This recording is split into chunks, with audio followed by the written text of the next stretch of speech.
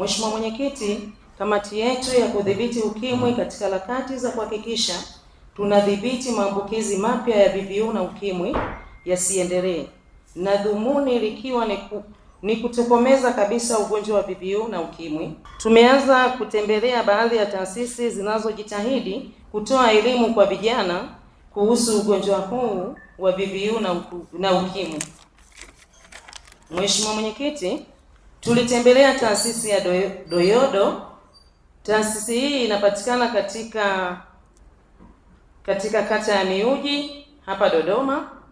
Wanashughulikia masuala ya afya, ni mradi wa muda mrefu. Mheshimiwa Mwenyekiti, taasisi hii ya Doyodo imewapa zaidi kipaumbele vijana kwenye mafunzo ya kutokomeza ugonjwa wa VVU na ukimwi.